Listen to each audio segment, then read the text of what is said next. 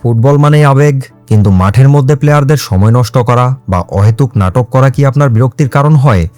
2026 বিশ্বকাপ সামনে রেখে ফিফা এবার এমন কিছু কঠোর নিয়ম নিয়ে আসছে যা পুরো ফুটবল বিশ্বের চেহারা বদলে দেবে। বিশেষ করে যারা গোল করার পর সময় ক্ষেপণ করেন তাদের জন্য অপেক্ষা করছে বড় বিপদ। আজকের ভিডিওতে আমরা জানব ফিফার সেই নতুন 7টি নিয়ম সম্পর্কে যা 2026 বিশ্বকাপে কার্যকর হতে যাচ্ছে। Injury time management. প্রথম এবং সবচেয়ে আলোচিত নিয়ম হলো স্টপেজ টাইম।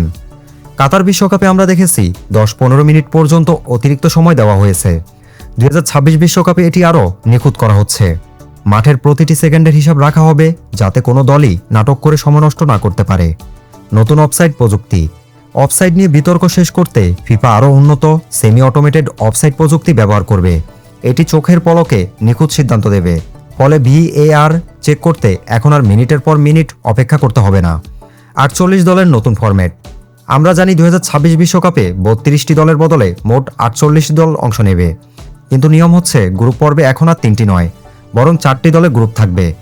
এর ফলে গ্রুপ পর্বেই আমরা আরও বেশি হাই ভোল্টেজ ম্যাচ দেখতে পাবো। Concussion substitution. খেলোয়াড়দের নিরাপত্তার কথা ভেবে ফিফা কনকাশন সাব নিয়মটি স্থায়ী করেছে। যদি কোনো ফুটবলার মাথায় চোট পান তবে নির্ধারিত 5টি পরিবর্তনের বাইরেও অতিরিক্ত একজন খেলোয়াড় নামানো যাবে। গোলকিপারদের জন্য কড়াকড়ি। পেনাল্টি বা ফ্রি কিকের সময় গোলকিপাররা এখন আর প্রতিপক্ষকে মানসিকভাবে বিরক্ত করতে পারবে না।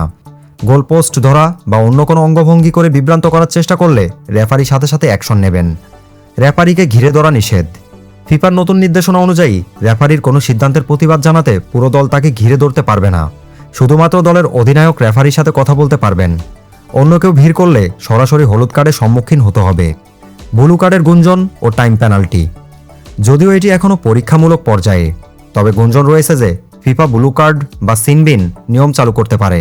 এর ফলে কোনো খেলোয়াড় গুরুতর তর্কে জড়ালে তাকে 10 মিনিটের জন্য মাঠের বাইরে পাঠিয়ে দেওয়া হবে। তো এই ছিল 2026 বিশ্বকাপের জন্য ফিফার নতুন সব চমক।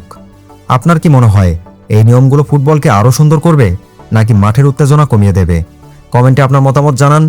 আর ফুটবলের সব আপডেট পেতে আমাদের সাথেই থাকুন। ধন্যবাদ।